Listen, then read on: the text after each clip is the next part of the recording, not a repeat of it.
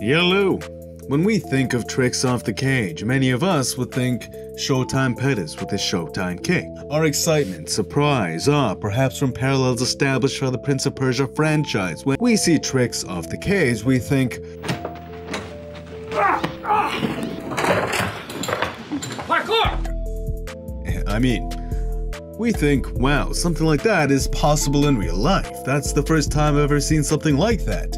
Novelty, similarly to a flashy suit, the first few times it can catch us off guard and leave us in awe. But what are other truths to a flashy suit?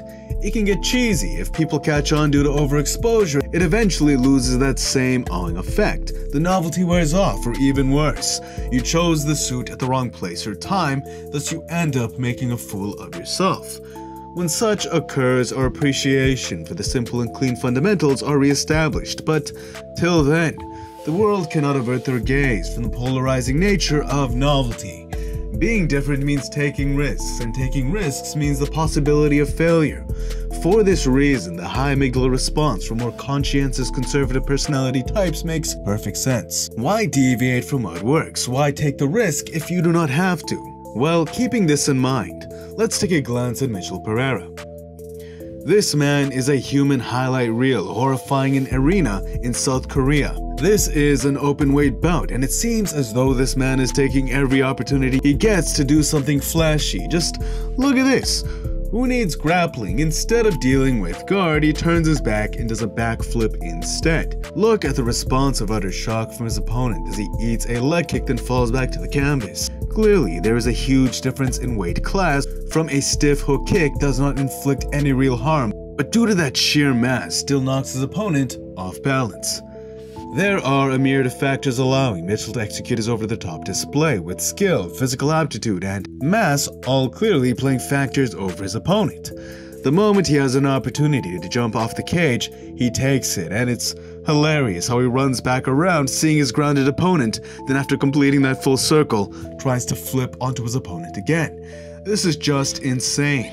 Michel is always pulling crazy stunts like this, and versus the high levels of competition, people who could feel the timing and adjust to this behavior, who knows if it would have the same effect.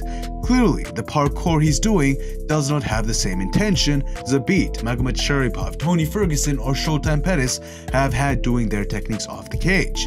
This is just for show. He's being flashy deliberately to attract attention. And, the truth is, quite frankly, it is working. It's as Cus D'Amato had said, fighting is entertainment, so to be successful, a fighter must not only win, but he must win in an exciting manner. In Mike Tyson's case, he wanted him to strike with bad intentions. Michel has found another way, being more playful, to pull in millions of people deliberately with the intention of showing off his gymnastics parkour. But here's the truth. When Michel met someone closer to his weight, he was controlled in a way where pulling these stunts was very difficult. He was pressured against the cage due to a firm understanding of ring generalship from his opponent. Thus, Michel was not given the space or confidence to do what he likes to do. Getting touched over and over, it was as though his spirit gave in. This style of pulling off flash, it's as though he needs a degree of luxury in that arena continually do it. Comfort, respect generated by the element of surprise as his gymnastic techniques break the convention of what is expected in that arena. Michel is very athletic, but this is evidence that sheer athleticism on its own is not enough. One with similar attributes, but a clean, composed delivery of technical understanding foils this display. We must take another understanding into consideration as well. If attention is what brings life into a business, who got more? The one who defeated Michel, stifling his ability to execute his novelty, or Michel, the one who was successfully novel many times? This goes to show how one who does their job too well is often underappreciated, whereas the one who's good at making noise often takes much more for themselves. This is an understanding congruent with all of nature. It's typically why men are more likely to either make less than women or dramatically more. Not just women, but the rest of society. Our high testosterone and innate priming for risk gives us a more extreme outcome at either end, win or lose. We either lose more or win on a completely different level.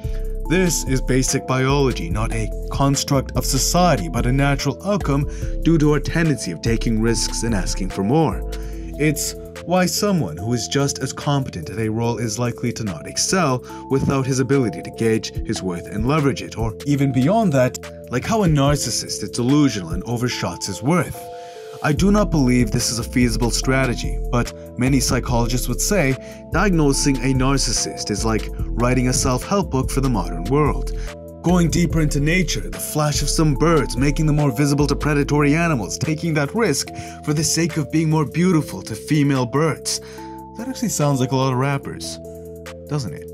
When you understand this, you understand life is dependent on the intention you set. If you're willing to handle the risks or repercussions of asking for more, to risk falling for the chance of rising much higher, or instead, be in that safe bubble to just be comfortable. All of it is your choice. Neither is bad or good. Some people live perfectly content lives, comfortable, and I do not judge them on that. It is not my place to tell a man or woman how to live. All this wisdom provides is the relinquishment of complaint. When you know how life functions on the intention you set and the level of problem, risks you're willing to take on due to your intention, you do not complain about the outside world. Instead, your true transformation begins, changing yourself. That is the beginning of changing your whole world. If you like more from me, please subscribe and hit the notifications. Thank you if you did. If you believe this could help someone else, it'd be great if you could share it. Smash the like button if you enjoyed. It's good karma. And until next time, peace.